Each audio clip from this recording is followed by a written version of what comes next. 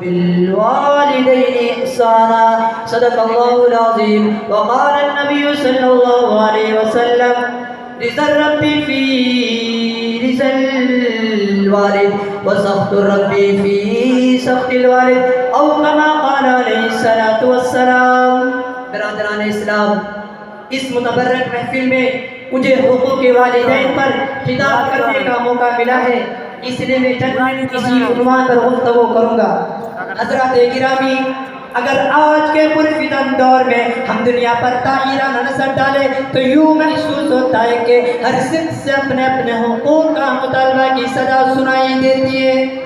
ہر صنف ظلم و زیادتی کا دورہ نظر آتا ہے، ایک دوسرے کو حق کو مارتا ہوا نظر آتا ہے، ہر ایک کو دوسرے سے شکایت ہے. ریا کو بادشاہ و حاکم سے شکایت، والدین کو اولاد سے شکایت، والدین پر ظلم و زیادتی کے پہاڑ توڑے جا رہے ہیں. ہم اس ماں پر ظلم و زیادتی کی برسات کرتے ہیں جس ماں نے 9 ماہ اپنے پیٹ میں رکھا.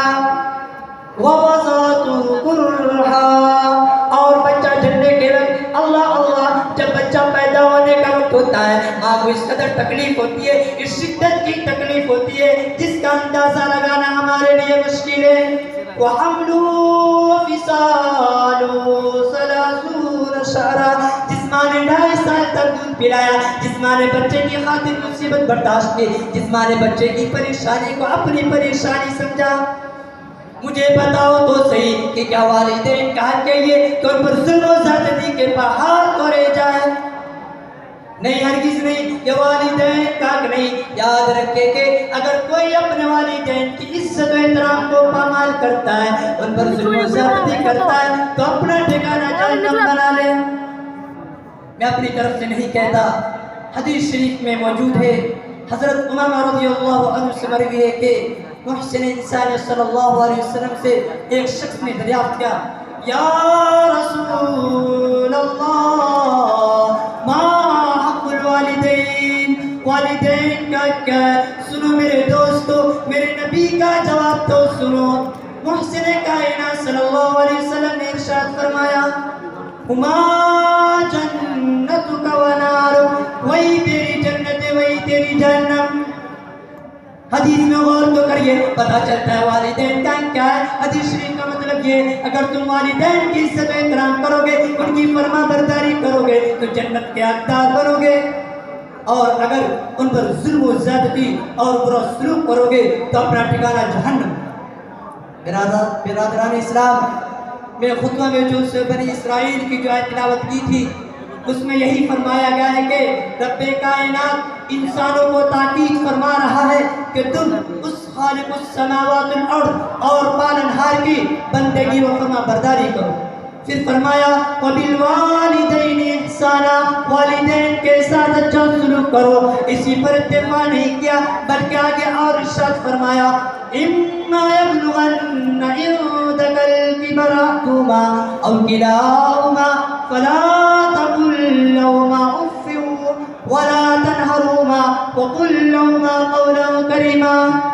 اگر تمہارے سامنے تمہارے والدین میں سے کوئی یا دونوں بڑھاپے کی عمر میں پہنچے تو ان کو اف بھی مت کہنا اور نہ ان کو جھکو، اور ان سے خوب عزت و احترام سے گفتگو کرنا اور ان کے آگے عاجزی کی باوض بچھا دینا اور ان کے لیے یہ دعا کرتے رہنا کہ رب ارحمہما کما ربیانی صغیرا.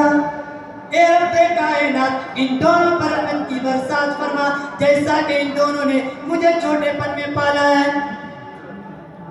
برادران اسلام، جس اولاد سے والدین ناراض رہتے ہیں خدا بھی ناراض رہتے ہیں. میں حوالے کے ساتھ بتاتا ہوں، ترمذی شریف جلد ثانی اٹھاؤ اور صفحہ 12 پر دیکھو تو حضرت عبداللہ بن عمر کی ایک روایت موجود ہے. وہ فرماتے ہیں کہ شہنشاہ بتا تاجدار مدینہ سرور کائنات صلی اللہ علیہ وسلم نے ارشاد فرمایا من ادرک والدیہ ذل کبر احدہما او کلاہما ثم لم يدخل الجنہ. اس شخص کی ناخواہ آلود ہو جس نے اپنے والدین کو بڑھاپے کی عمر میں پایا ہو پھر بھی ان کی خدمت کر کے اپنے آپ کو جنت کا حقدار و مستحق نہ بنائے. برادران اسلام، جس اولاد سے والدین ناراض ہیں رب کائنات بھی ناراض رہتے ہیں۔ اللہ جس اولاد سے والدین ناراض ہے رب کائنات بھی ناراض رہتے ہیں۔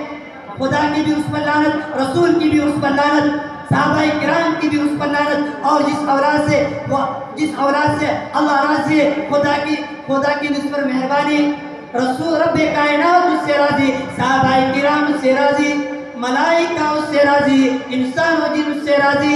برادران اسلام، اگر کوئی اولاد اپنے والدین کے ساتھ گھنونی اور ناپاک حرکتیں کرتا ہے، اللہ اس کو آخرت میں عذاب تو ضرور دیں گے، لیکن دنیا میں بھی سزا مل جاتی ہے۔ ثبوت کے طور پر میں آپ حضرات کے سامنے ایک واقعہ بیان کرتا ہوں۔